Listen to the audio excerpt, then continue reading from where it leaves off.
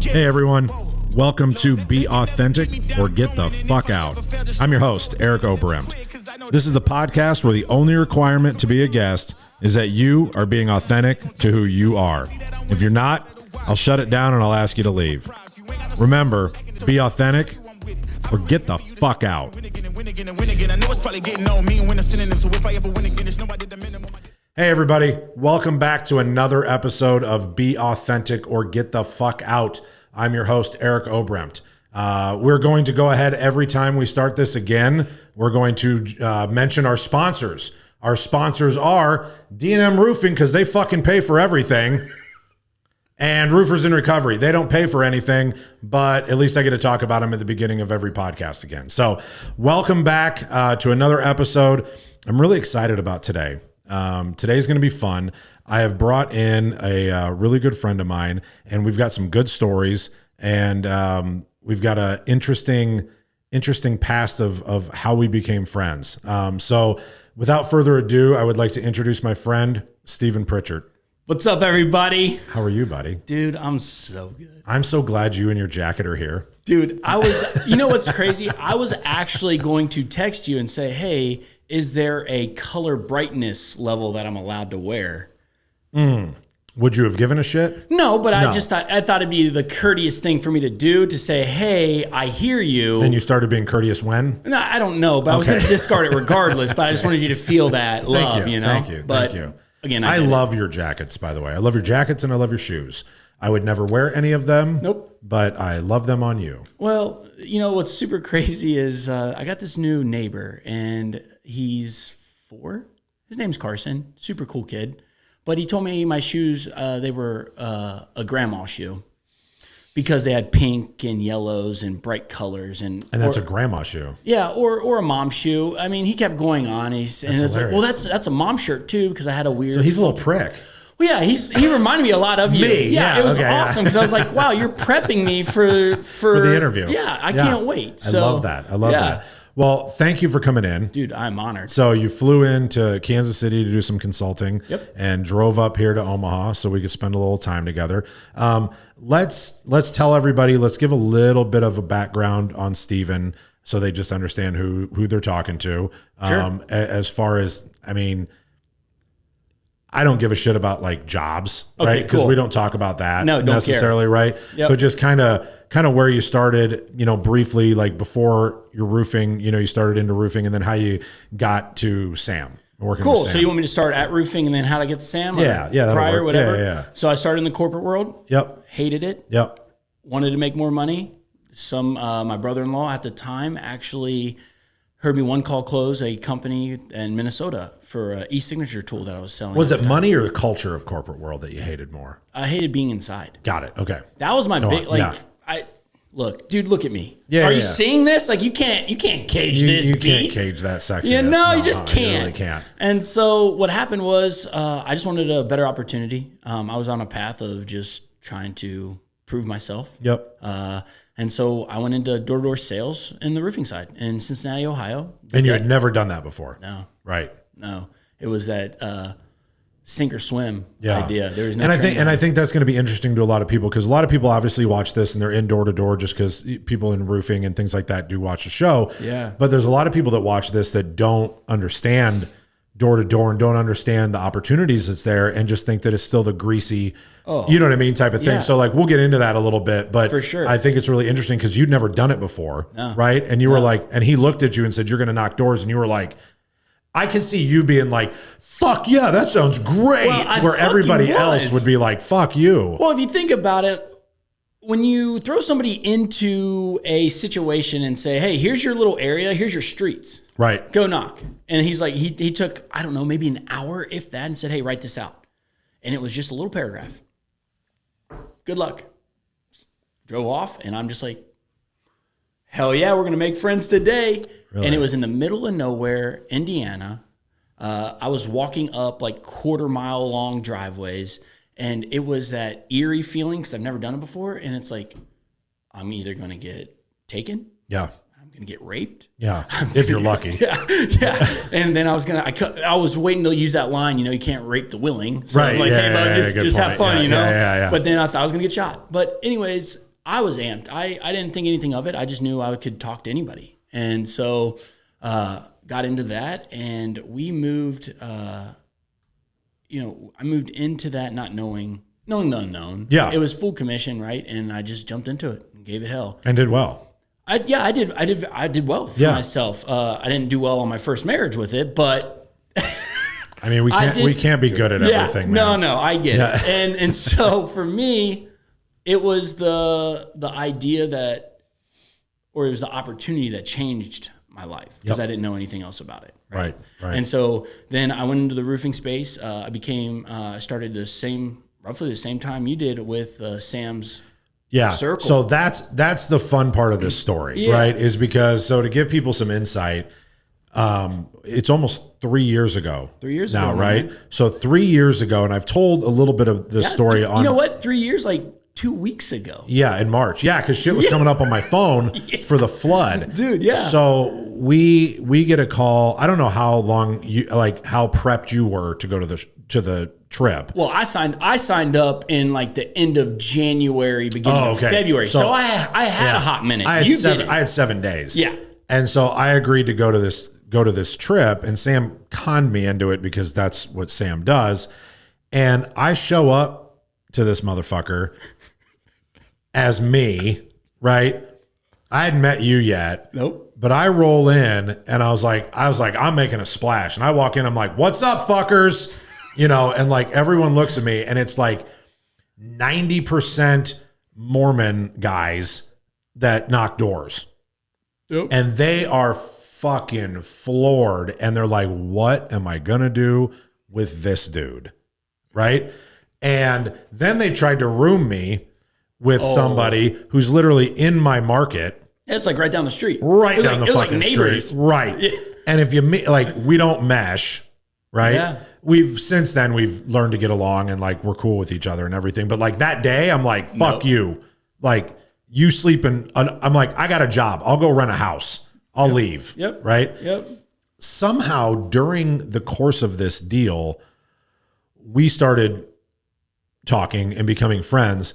But the funny part of it is that we know each other so well enough now, right? Oh yeah. That I'm loud and like aggressive, but I'm subdued. And I like to sit in the fucking corner. I like to watch people. Mm-hmm. I like to figure out what the room's doing, and like, so I can manipulate it how I see fit. And you are the fucking opposite of that. Oh yeah. And the best question that I was asked today, literally in a meeting, or it was yesterday in our company meeting, and Anthony was sitting in our company meeting, and I told him that you were coming. He looks at me and he shakes his head, and he was like, I don't know how you're friends. Wasn't that exactly what he said? He was like, I don't know how you're friends. He goes, because if I did the shit that he does, he goes, you fucking hate me. And I'm like, well, I already kind of do. So like, that's what it is. But sorry, I'm kidding, Anthony. But it's hilarious. It's hilarious that because we got to spend this real time together, and we got to have real conversations and really get to know each other and get past the me hiding in a corner and the you being fucking exuberant. Yes. So everybody knows where Stephen is. Yes. Right. And we got past that surface level shit and really got to know who each other are. And again, I have to credit that to Sam, because like he was doing the exercises and stuff that allowed us to open up. Right. And do that. I'm so grateful that we got to have that. Well, I feel the exact same way. And the reason being is you put a group of men, high level men, in a house. Yeah. The chances of you getting beyond that surface is slim to none. Correct. Because we all have some type of ego. We all don't, in the beginning, none of us cared about each other. No. I didn't give a flying fuck where you came from, what you did, or anything like that. Like, I'm a man. I'm not going to show you my vulnerable side. I'm not going to share my problems or my struggles. Like, you don't need to know that. I'm the man here. Right. I'm this. And I thought it was super powerful, and I owe a lot. Like, I joke about it, and people know I joke about it, but Sam's one of the most expensive friends I've ever had. Yes. I joke about it, and that's just a fact. Yeah, and I know, and he knows I'm kidding, and I love him to death, and I wouldn't still be with him if I didn't. It's just, I paid to be his friend for an entire year, and it was the best purchase I have ever done. Yep. And the reason being is because it allowed me to be okay with being vulnerable. It's being okay to have those kind of conversations with high level men because they go through the same shit. Right. And at the time it was just like, oh shit, do I? Well, you know? and it put you in proximity to other humans that you wanted to be in proximity with, right? That's what I'm willing to pay for. Oh yeah. I gave zero fucks about being Sam's friend. No. But there were other people. But you're right. There were other people at that retreat that literally only spent money so that they could like hopefully touch his ass. Yeah, no. And you know who I'm talking about. There's like, a lot of fangirls like that was there. literally There's like that was lot it of was fangirls. fucking weird. Like it was a lot of fangirls. It was legitimately weird. But I love those kind of situations because it gets you an opportunity to meet these other people that you would never have an opportunity to meet. I look at the network now from where we started, and you know, from where I started and to where I'm at now, like I get to rub elbows with you. I get to rub elbows with the Paul Reeds of the world and everybody who has a say in all these industries. Right. Like, dude, that's well worth any amount of money because if I ever have an issue, I know I can make like. How often do I can text you and you're going to give me a text back? Whenever, but you're going to give me an honest answer, and you're not going to say, "Here's my Venmo, right? Pay me, and I'll give you my answer." It's like you casually, you know, you're just like, "I'm going to help you," right? And I think that's super powerful because if I can tap into your network, you tap into my network, and everybody can win. It's dude. But here's what's funny was that 3 years ago we were fucking no one. Oh, not one person knew me. No, at all. No, but it all started. It literally all started that day in Puerto Vallarta. Yeah, with me taking his roommate in as a refugee because he didn't want to share a room. Did you do that? Yeah. I didn't know that. And I spent my entire week on a couch. Get the fuck out of here. Yeah. Did you really? Yes. How did I not know that? I don't know. We never talked about it, but I'm telling you right now, he shared the room with me. And he was like, hey, will you switch? I was like, yeah, he can come. I don't care. Share. That's hilarious. I'll sit on the couch. I'm good with it. I did not know that. Yeah. Oh, you're such a nice guy. Well, we knew that. So nicer than me. we knew that. So much nicer than yeah, dude. It all started right there. Oh, I didn't know that.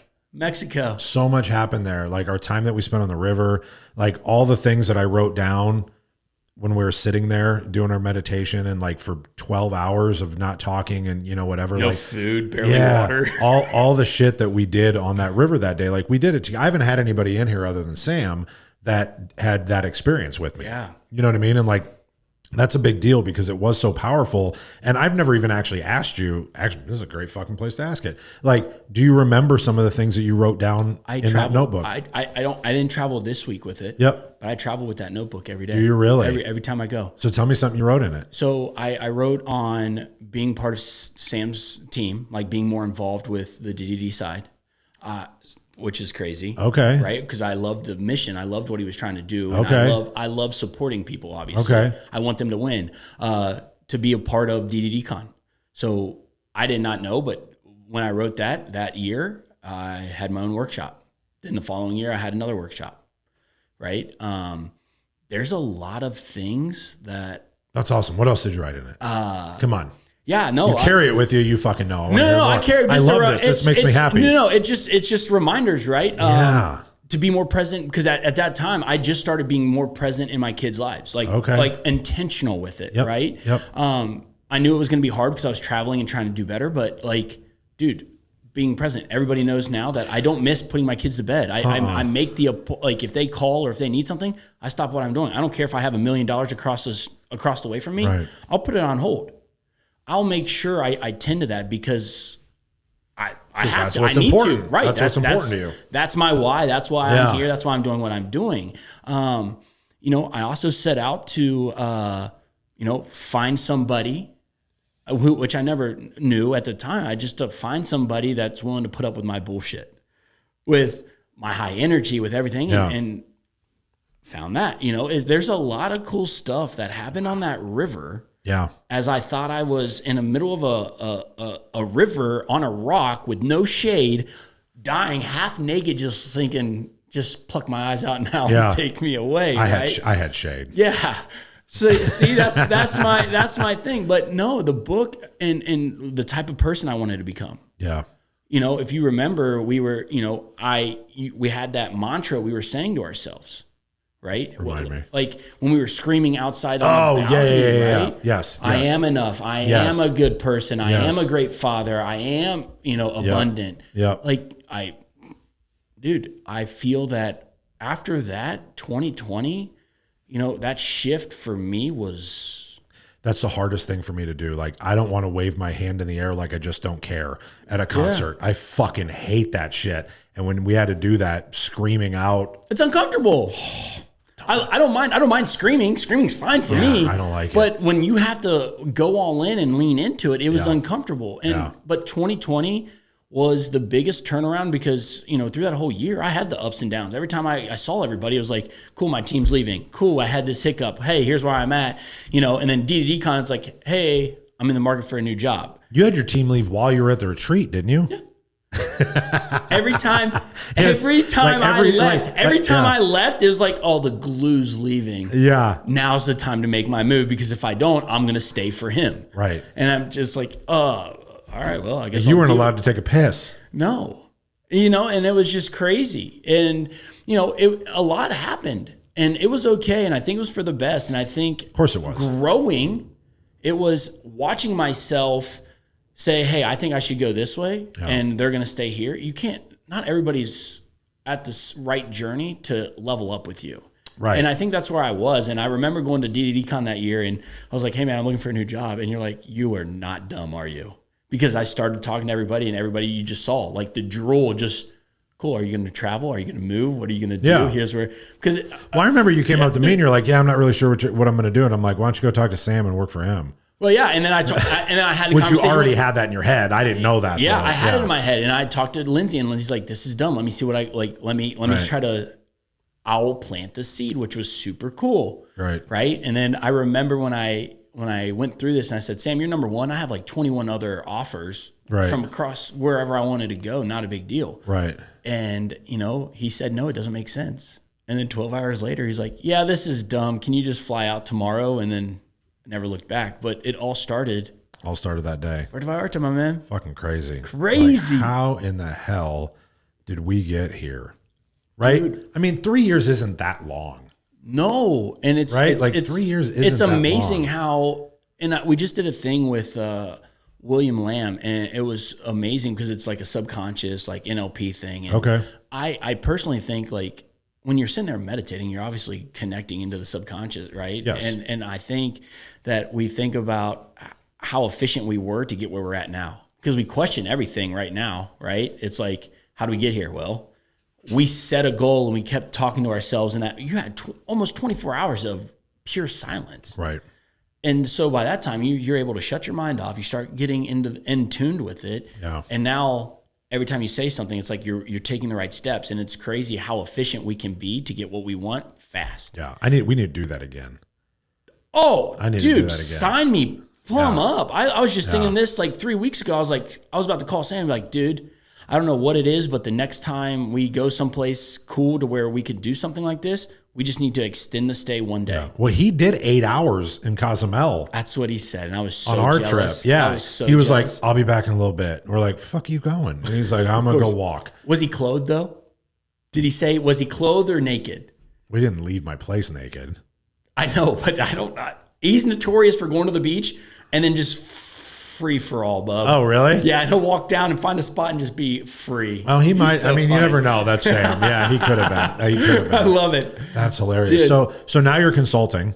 Yeah, now I consult. So what I'd like to know about that is because I do a lot of non-paid consulting. I don't know. I get a lot of phone calls. Sure. I get a lot of people asking me for help, and I do it because I want to help, right? At some point, I'm going to have to start saying no. But I get a lot out of it, right? Yeah. I never knew how much that I like to teach. Like I do get compensated for like teaching a commercial roofing academy, right? Oh, cool. And I love that. Never thought that I would. I went and did it like the first time and I was like, it gave me so much energy, right? Now I was beaten down when I was done, right? It sucks it all out of you, yes. but it gave me so much when I did it. And so I'm curious to hear from you, like going from shitty corporate world to roof sales, which is obviously very exciting, and then going to the consulting side and teaching. How much more rewarding is it on that side? Oh, I love it. And the reason I love it so much, like door-to-door sales and roofing is good because you're still helping somebody. Yep. You're helping them achieve and help put back together their most precious investment, right? When I moved into consulting, it was a whole different level of filling my bucket, right? Gotcha. And the reason being is because what worked for me, I could fast track somebody who might not know any better. Right. And I find that a lot in companies that I go and consult with. It's just so here's my question. Yeah. Okay, because this is something that I think about in my head, right? Because when I'm doing free consulting, right? If it doesn't work, no harm, no foul. You didn't fucking pay me, right? And so every time I start to think about being like, look, man, like my time is valuable, which it is. Like, absolutely, I've got 97 other things I'm running. I'm part of 3 or 4 other companies, that I'm trying to build right now. Like my time is so fucking limited. So like when I'm giving somebody an hour, 2 hours, 3 hours of my time to help them, at some point, like I need to be compensated for that, right? Agreed. But the minute that you are, there's a different expectation that lands on it. And here's how I equate that to a story is I remember in college and I had a house that we rented, me and 3 dudes, right? And one of the dudes would always have a girl that would stay more than 1 or 2 nights a week. And all of a sudden you'd look at him and be like, hey, is your fucking old lady moving into our goddamn house or what? And their answer would be, well, she is here a lot. You know what? Maybe she'll move out and she could pay rent. And I go, nope, she don't get to pay rent. Why? Because then she gets a fucking say in how shit goes down in this house. Yep. So no, she doesn't get to pay rent.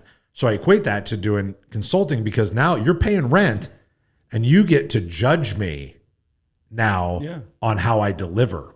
And so for whatever reason, I have like just being authentic, like being truthful, like that makes me a little anxious because I know what I'm talking about, right?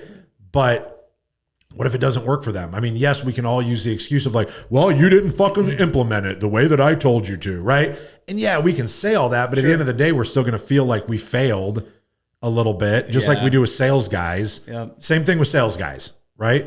But so was that something that bothered you in the beginning? Yeah, it scared me. Okay. For sure, because you got to think about how I am just in general. I care so much for somebody's success that that freaked me out a lot. Yeah. And you can ask a lot of my consulting clients, I go above and beyond above the call of duty. Why? Because I want you to win so bad that I'm scared that my name will be tarnished if you don't succeed. So if I have to put the extra in, by all means, I'm going to do it. Should I get compensated? Probably, but I'm so scared. And I was so scared, especially in the beginning. Yeah. Oh man. In the beginning, it was just like, I can only handle like one person because I need to make sure they're winning. Right. But I think once I got comfortable and I just believed so much into the processes that I believed in, and I knew it's like holding them accountable, right? We can, like you said, we can say that you're not implementing it, but I also feel that when it comes to consulting, if you can't hold them accountable and hold their feet to the fire to implement, it comes back on you. As soon as you like. So how do you hold them accountable? Dude, we have our calls. We have, okay. Yeah, I hold them accountable. Like I have the check-ins and we have, here's your action items. Are you doing this? Or here's your, like, I make sure I do my very best to say, hey, are you doing X, Y, and Z? Yep. I either have like we created a cool Excel like chart that shows them, hey, this is where we're at. Yep. Complete, not complete. And then it shows you a graph. And then I can see it and pop in if they have calls, like, because we'll do calls like every week or every other week. And then I'll have visits and things like that. Okay. But it's a matter of just having your check-ins and holding them accountable to what you've implemented or what you've suggested, because sometimes it doesn't work for them, and that's okay. Right. It's like, okay, well, let's pivot. And I've learned to pivot very quickly and a lot because I have companies that operate in a different way. And if I looked at a pay structure here and they don't like it because they want to pay them so much more, and it's like, why would you ever do that? Well, we have to go here. And I'll pivot. I'll make it. It's like, I love how I already know what you're talking about. Yeah, but go on. But it's just like, shit, right? Yeah. Damn Yeah. it. Yeah. But we pivot real quick and I make them happy. It's just, are you going to implement this like for competitions or any of that stuff? So truthful question. Yeah. In the last 2 years or so that you've been doing consulting, how many clients do you think you've had? Different clients. Different? Yeah. How many unique clients? I'll put it in perspective. Last year I traveled 157 times. But how many of those were for the same client? Because you go back 3 or 4 times, right? Sometimes. Or sometimes it's one-offs. I mean, I would probably... Okay, so in 2 years, you've probably had 100 clients? Yeah, 100 plus. Okay, so let's call it 100 plus clients. Yeah. Out of those 100 plus clients, how many do you think would say, no? About me? Yeah. None of them. Good. Honest answer? Honest answer. I believe because I feel that I gave my all. I personally think I left it all. Is there disconnects? Probably. Yeah. Are there certain things that didn't work out that you're not going to win them all? I don't ask that to put you on the fire. I just want people to have an understanding that like you're gonna fucking lose sometimes. Oh yeah. You know what I'm saying? Yeah. Like I think that's the purpose of it, is that I want somebody that is very successful in the space that they're in. Can I say it worked every time? No. Right. Can I say that they're not going, the person's never going to say, hey, Stephen, you were the worst. Right. Will they say what I suggested or it didn't work for them? Absolutely. Will they talk bad about me? No. Reason being, I gave it because they know all. that you gave them everything. I went above and beyond. Yep. I did my very best. That's and if fair. it worked, great. If it didn't, fine. Right. Right. Do I feel bad about it? Absolutely. Yeah. But I learned not to get caught up in it because I can't win them all. Right. Just like I go door to door, right? You can't win them all. No. And so that was one thing I had to get over because I was so scared about that scenario. It's like, I don't want somebody to go, like if you went to somebody and said, hey, I heard you had Stephen. F that guy. Fuck him. He was the worst. This is what happened. Right. I want him to be like, no, Stephen's great. Right. I love him. He did everything. Like he did his best and it just wasn't a good fit for us. Right. That's fair. I can live with that. Right. I can't live with somebody saying I didn't give him my all. Right. That's my biggest thing. Okay. We have some questions here that I wrote down just to keep me on track. Wow. Right? Yeah. So other than Sam, yeah, tell me about somebody that significantly changed your life. Ooh. Good or bad? Well, okay, this is something that kind of hit home recently because unfortunately he just passed away, but it was a high school teacher.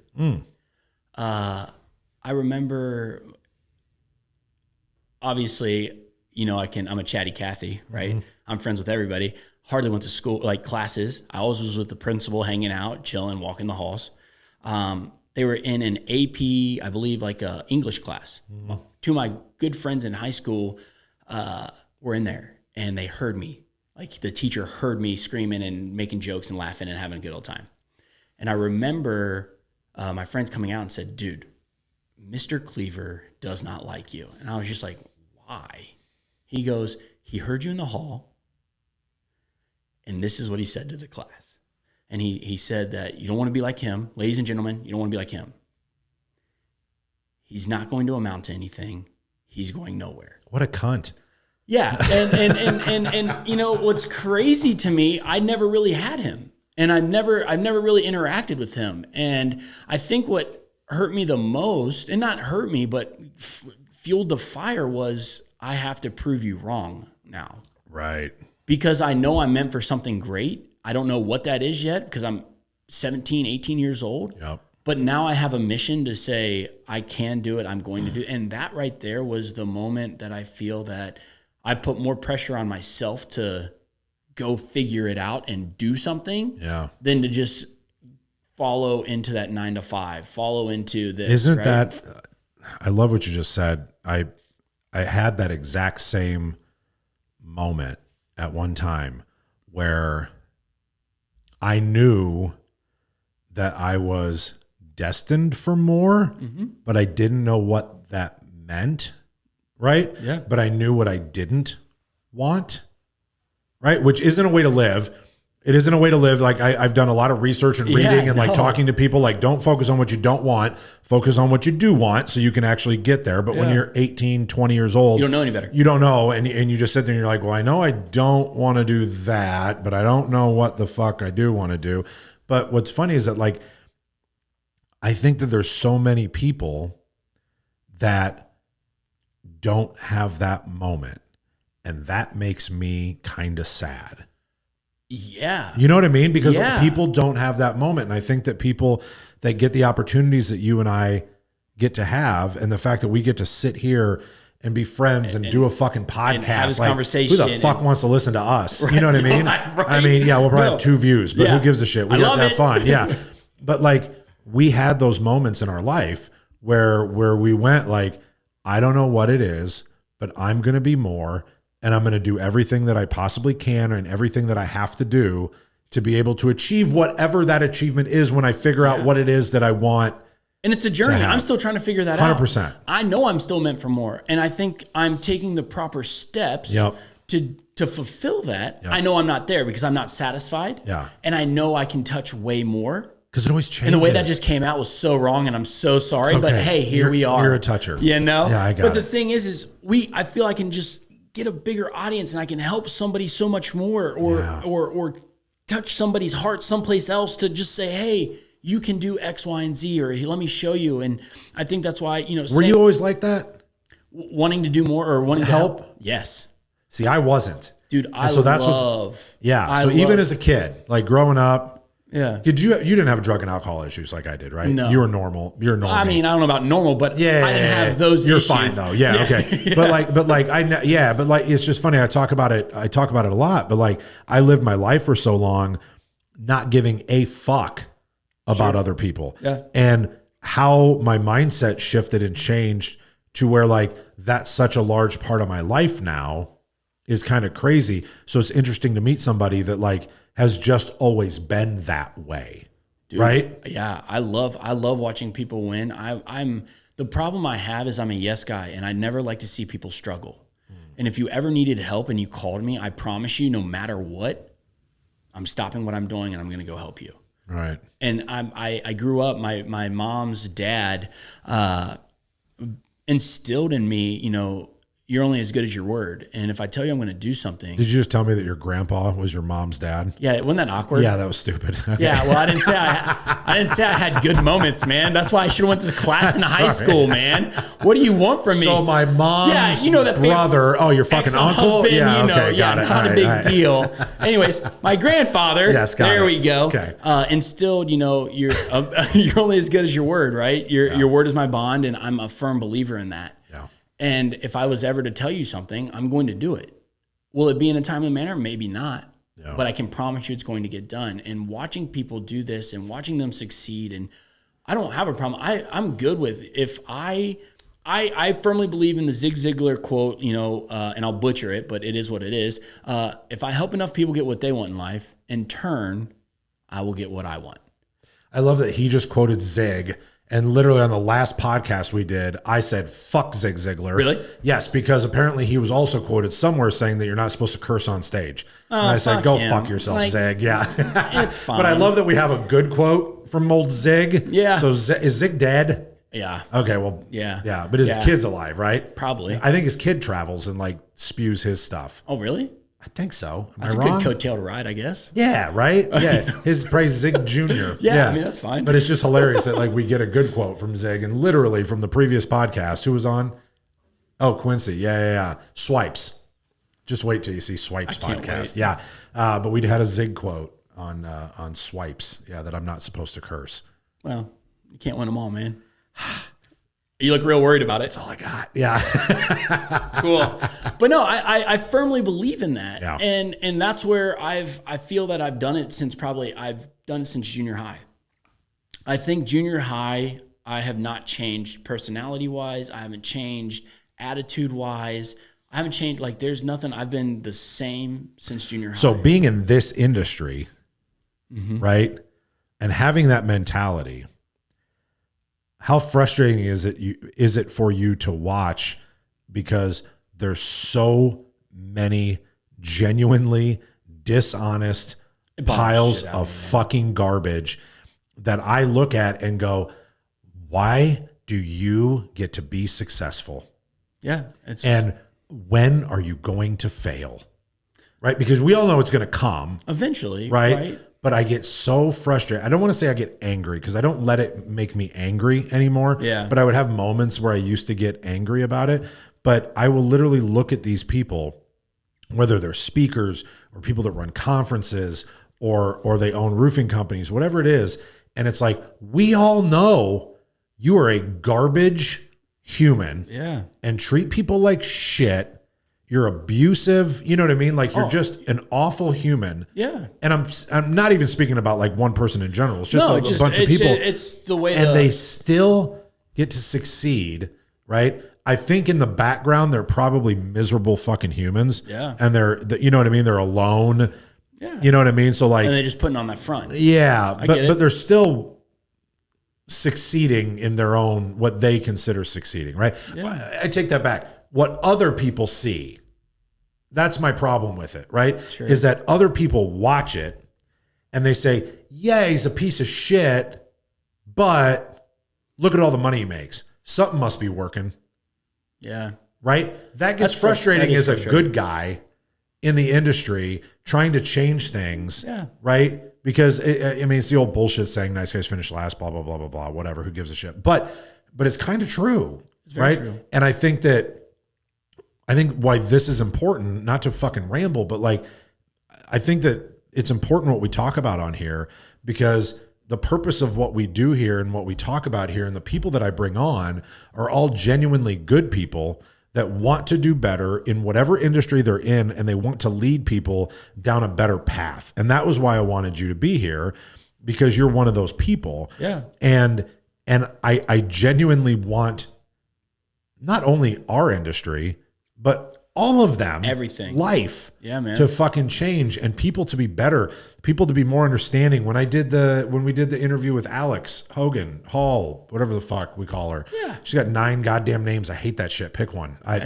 But when we interviewed her, like we went down a whole thing of empathy, yeah, and how like people don't know what that is. They don't have it anymore. They don't have it. They don't understand it. They don't understand that there's two sides, right? Like just because you're red, you're blue, it doesn't mean that you don't both want the same thing. You just have a different way of getting to it. I might still think you're batshit fucking crazy. Yeah. But if I respect the fact that I think that you actually have good intentions, I just think you're fucking misguided in how you're achieving them, right? Mm-hmm. It doesn't change the fact that you're still probably a good person. Now, maybe you're not, and I'll fucking call you out on that if you're a piece of shit, right? But if you're genuinely a good person and I just think you're misguided by how you're accomplishing things, that's different. And that's having empathy and understanding that people have different viewpoints. Yeah. And I don't think that that has such fucking went away. Fading away. Isn't it frustrating? Yes. Because I remember riding in a car with my best friend's dad, and, you know, he had this conversation with one of his sales managers. He was a money under management financial advisor kind of guy, right? And the conversation, he was like, you know why he sucks, or you know why he's doing bad, is because he has no empathy. This is what's going on, and this is why he needs to find it. Because there will be mutiny on his hands if he doesn't find that one little word, empathy. Because you're seeing it, and it's just like cut and dry. Right. And that's not how things are. Everybody has their ups and downs. Everybody has their different ways of doing things. And sometimes when you're taught something, that's all you know. And so when they mess up or it takes longer, we can't jump to the gun of saying, you fucking suck. Right. Get your shit together. It's, hey man, what's going on? Can I help you? But that's what we do. 100%. But that's what we're missing. And that's why, for me, it's like, that's what you have to find. And it is frustrating, and it bothers the shit out of me. Yeah.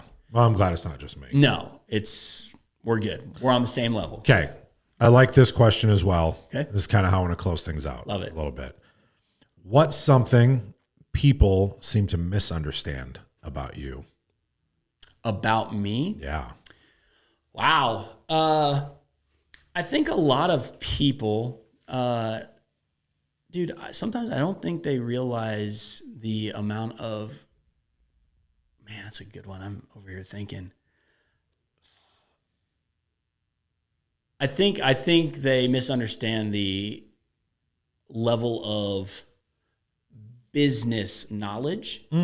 And like, because you see me, I have high energy. I'm always, you know what I mean? Like I'm always, but I know they feel that I always joke around, but I know when to turn it on and turn it off. Yeah, I didn't think about that. Like, it's really okay. good. Like if I have to have a serious conversation, I can have it. I know I love to have fun and I love having that energy. I feel that I'm one thing, my one superpower in this whole world is to put smiles on people's faces. Whether it's how I walk out of the house in my outfits or the random shoes or the stupid socks. Like I have Golden Girl socks on right now with all their faces on it, right? And so I remember sitting down and somebody's like, who is that? I was like, the Golden Girls, duh. Right. Betty White's my girl. Right. Like, and they just laugh, right? I just know that. But I think people just misunderstand that part of it because they think I'm always going to have fun. Right. So they assume you don't have any business acumen. Yeah, that, or it's just like, right. I don't know when to turn it off. Because it's always a high level, or I joke about certain things, or I'm always putting in a small little joke here and there. It's because I think life is not. You don't need to stress over life. I think you don't need to take it so seriously. I think there's nothing that'll ever come up in our lives. Well, I take that back. There's certain things, but nothing's gonna burn this place down overnight. Right. And I unfortunately, just recently, I had a friend that was my age, roughly. Basically passed away due to stress, and I don't understand. I don't understand stress, and so that's why I never joke. Like I just don't get it, and I don't stress about anything. I know it'll always figure itself out, right. And it's never that serious. But for me, it's like I'll joke. I'd rather joke. I'd rather make light of something because I want you to feel that it's okay to fail. It's not a big deal. We'll figure it out. Here it is. And I think that's the big misunderstanding. And it goes back to, we talk about this all the time. And obviously I talk about it in sobriety a lot. Yeah. But like, why would you get stressed over shit that you can't control? Oh, absolutely. If you can't control it and you can't do anything about it, you just have to deal with what comes next. Why would you allow that to harm you physically? Right. I mean, I have people that work for me that, I mean, daily I have to work with them on, dude, it's fucking roofing. Oh, it's not rocket science. That's for damn sure. Well, it's not even that it's not rocket science. It's not brain surgery. Like I'm not worried about killing somebody, right? Like, dude, it's roofing. I can fix anything that happens. Promise you that. Right. Like, let's calm the fuck down. Yeah. And to answer that question too, though, I was going to say something very similar to that, is that I don't think people know the depth of Stephen. No. And I think that I think that you unpurposefully do that on purpose. What do you mean? I think that you don't know that you're hiding that. Sure. Right? But you are. And then once you realize it, you're like, oh, this is fucking great. Just like us. Yeah. Right? Makes sense. And we keep it kind of surface, as much as we can until we have to. Right? Because again, we were forced to do that. Yeah. But it's such a gift. And I think that I wanted that story to kind of be the premise of our podcast, of our episode, because of how important not only that moment in time was to me and to us, but how it's transformed me as a human, and hopefully you too, but into how much I want more of that. And we've talked about this here before of how are we being purposeful and present with the people that we're spending time with, and are we making genuine relationships with them? And again, we don't have fucking time to make genuine relationships with everybody that we fucking spend time with. You know what I mean? Like we don't, right? But when we choose to spend time with certain people, are we being intentional about that time?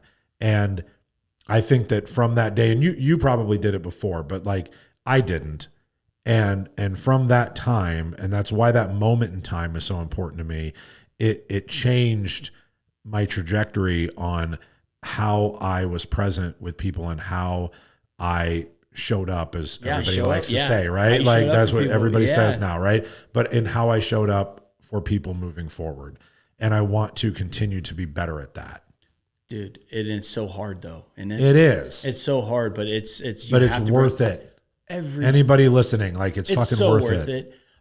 Whether it's in personal, whether it's in business, whether it's significant others, your kids or anything, like when you can be purposeful, have a purpose of your time and what you're doing with that and adding value one way or the other. It's so much more. And you said it in the beginning though, and this is how I kind of want to wrap up too, is you said it in the beginning, the first time that you got to go out and knock doors, the first thing that you said was, we're going to go out and make new friends today.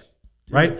And so even in business, if your intention is, I'm going to go make a new friend, you're doing B2B sales, you're doing whatever it is, right?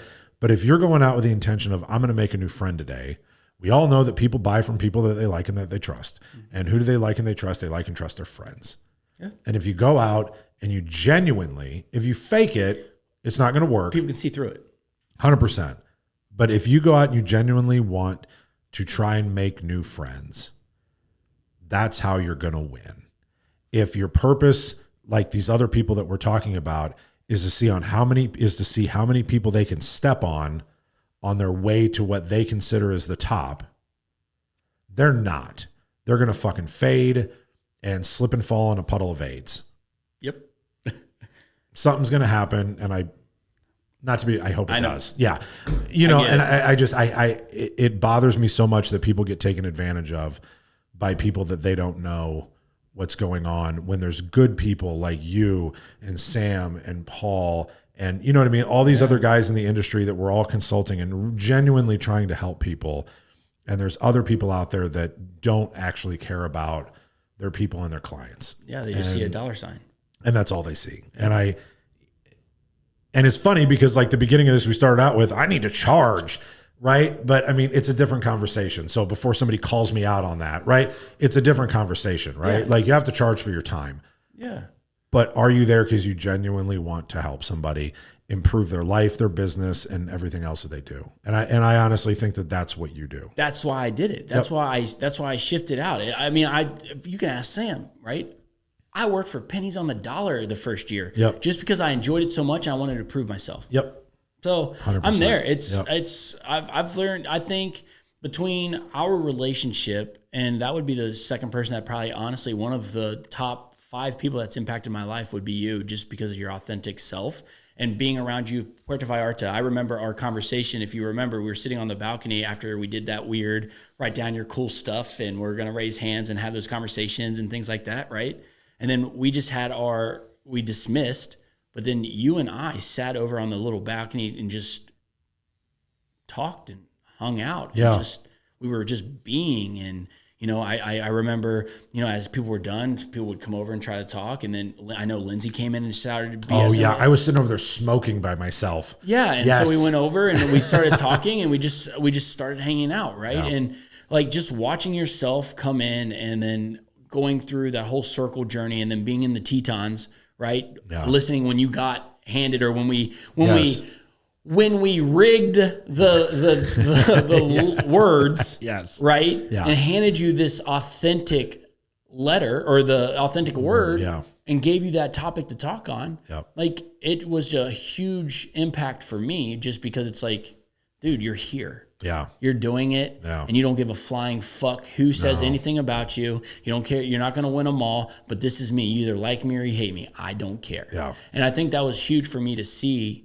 because I felt I was the same way, but I also was timid. And it was because at some point I felt like I had to tone it back a little bit, but going through that, it's like, now I don't, dude, you see it. You get it, right? Yeah. And be you and own your shit. Best. Yeah. Yeah, and give 0 fucks. 0 fucks. 0 fucks given on this fucker. Okay, this is how we close every episode. You got the last 2 minutes. What have we talked about, or what have I missed that you want to make sure that people listening and watching get to know, either about us, about you, or about anything that you wanted to say? No, I mean, the last 2 minutes, I want to talk about June 3rd. Oh, look at you, fucker. Right? Love you. Like that's the biggest thing. We're doing the whole Roofers in Recovery day donating, a roof to help people in just the profits. Yeah, just the profits, not a big deal. Profits, yes. I think that's huge. I think what's super cool too is Sam and I just launched a nonprofit it's called Street Smarts for young entrepreneurs. Okay. That we're trying to get anybody from the ages of, or from the grades of like 7th grade all the way to 11th grade. And there's a competition and winners. So we have payouts to go towards your business. So if you have like anything door to door or anything like that, like a lawn mowing, curb painting, stuff like that, like we just launched that. It's just going to be super cool. I'm super excited. That big competition, but mainly about you and I, there's nothing, man. I think we crushed it. That's awesome. Honestly, at the end of the day, it's amazing to see where our relationship has evolved from. Yeah, 100%. And it's awesome to talk about Puerto Vallarta. Right. And it's, it's so fun because we reminisce about it and we think about the shit that we did. And it's just like, God. And we talk about doing it again. If you think about it, we're like, we need to do that again. It's like, we'll just pick who's going to be there. Yeah. It's like, we do. I'm not against it. Right. But honestly, those are the two biggest things that I think we missed. And I'm just glad we got it out. It's just Street Smarts and we can put everything Make sure that you get Lexi. We'll get the information to sign up. So like we can put it on our page. Whether you know any child. And we're doing this just to reach out. I think it's like a $50 buy-in type deal. Cool. And then it's a competition, and winner, it's like a $10,000, $7,000, and it goes towards your business. Cool. Yeah. Get more information to Alexis so she can get it on the website. And every roofer out there, June 3rd. Get signed up, God damn it. For real. God. Right. Stephen, thank you for being here, sir. My pleasure. We are going to close the podcast in our usual fashion. So remember, everybody, be authentic or get the fuck out. I know that every loss may lead to another win. I'm going up.